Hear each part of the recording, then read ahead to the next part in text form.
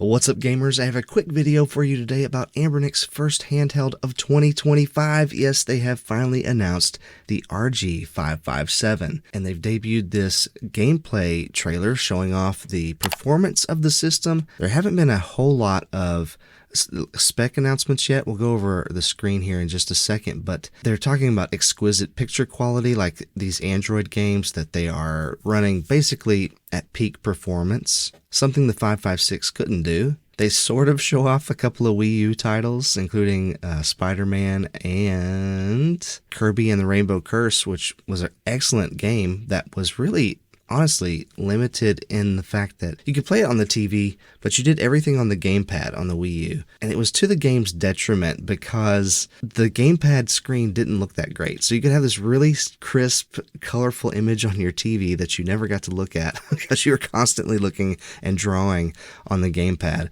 So cool that we'll get to see it on an AMOLED display. And we get some Borderlands 2 on the PlayStation Vita, some Asphalt Injection running at 2x on the PlayStation Vita. And do notice that it didn't say that with Borderlands 2. All of the image looked nice and clear and the frame rate was steady. PS2 Shadow of the Colossus running at 3x. And I want to say something about that footage there. This is not in combat, so I do wonder if 3x holds in combat.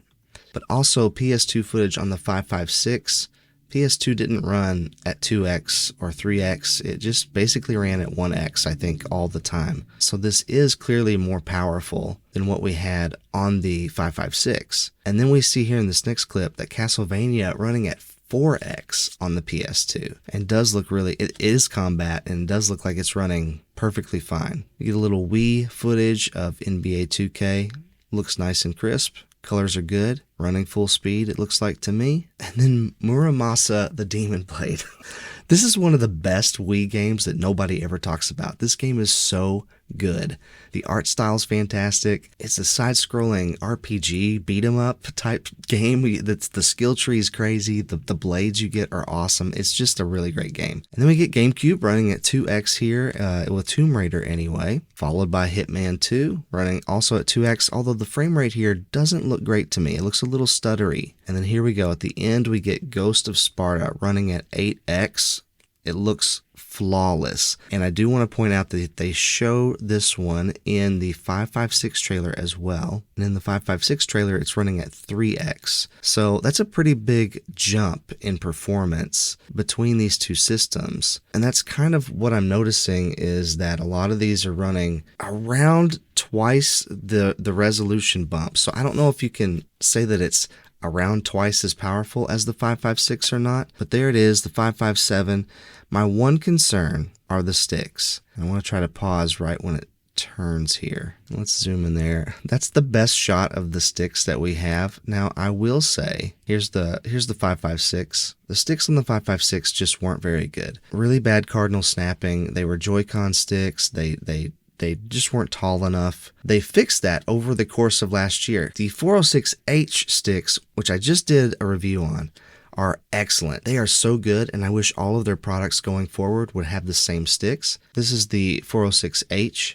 You can see the sticks are much, much taller, and they're so smooth. They're so good. And here's the sticks on the 557. They're definitely taller than these, but are they as tall as these? It's hard to tell exactly from that angle. Maybe, I don't know. So that to me is the biggest question that I have about this right now. Of course, a lot of people want to know what the chipset is, and they didn't actually say that yet. It will probably be a couple of days, maybe a week before we know that. But they do say that it has a 5.48 inch AMOLED screen that runs at 1920 by 1080. That's pretty much it. That's what we know.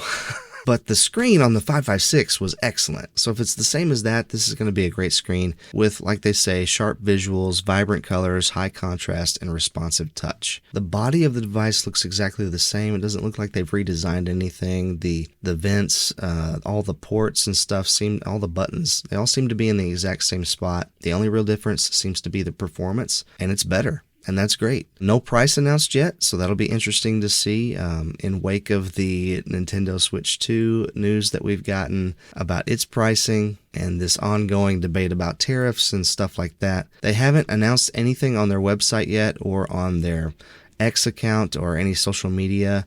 Again, it'll probably be a couple of days before we see anything about this again. It might be tomorrow, but it'll probably be a couple of days is my guess. And also, like the 556, it's only coming in 2 colors, although this time it is white and transparent or translucent purple. But that's the RG557 as we know it right now.